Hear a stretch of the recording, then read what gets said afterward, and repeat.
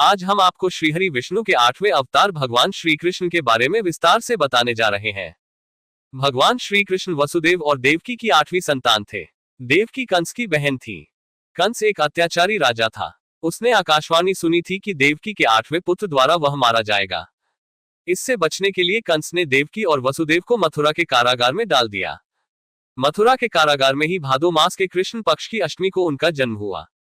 कंस के डर से वसुदेव ने नवजात बालक को रात में ही यमुना पार गोकुल में यशोदा के यहाँ पहुंचा दिया।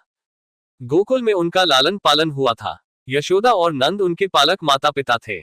बाल्यावस्था में ही उन्होंने बड़े बड़े कार्य किए जो किसी सामान्य मनुष्य के लिए संभव नहीं थे।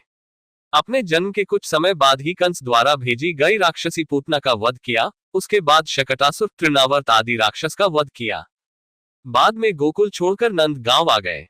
वहां पर भी उन्होंने कई लीलाएं की, जिसमें गोचारण लीला, गोवर्धन लीला, रास लीला आदि मुख्य है। इसके बाद मथुरा में मामा कंस का वध किया। सौराष्ट्र में द्वारका नगरी की स्थापना की और वहां अपना राज्य बसाया। पांडवों की मदद की और विभिन्न संकटों से उनकी रक्षा की। महाभारत के युद्ध में उन्होंने अर्जुन के सारथी की भूमिका निभाई और रण क्षेत्र में ही उन्हें उपदेश दिया। 124 वर्षों के जीवन काल के बाद उन्होंने अपनी लीला समाप्त की। उनके अवतार समाप्ति के तुरंत बाद परीक्षित के राज्य का कालखंड आता है। राजा परीक्षित, जो अभिमन्यु और उत्तरा के पुत्र तथा अर्जुन के पौत्र थे, के समय से ही कलियुग का आरंभ माना जाता है।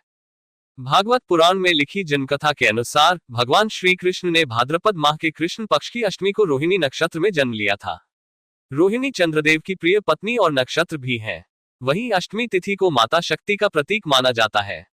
इस कारण से भगवान श्री कृष्ण को शक्ति स्वरूप और परब्रह्म कहा जाता है। भगवान श्री कृष्ण संपूर्ण ब्रह्मांड को स्वन्य में समेटे हुए हैं। द्वापर युग में कंस और दुर्योधन जैसे अधर्मियों का आतंक बढ़ गया था। उस समय श्री कृष्ण का जन्म हुआ। जब देवकी और वासुदेव जी की 8वीं संतान हुई थी, तो उन्होंने प्रभु इच्छा से यशोदा और नंदलाल जी के घर जाकर अपनी 8वीं संतान को उन्हें सौंप दिया और यशोदा जी से उनकी नवजात कन्या को लेकर कारागार में वापस लौटे। जब कंस को अपनी बहन की 8वीं संतान होने की सूचना मिली, तो वह उस संतान को मारने के लिए काल कोठरी में आया। लेकिन जैसे ही उसने उस कन्या को हाथ में लेकर मारने की कोशिश की, बच्ची उसके हाथ से उछलकर हवा में एक देवी के रूप में प्रकट हुई।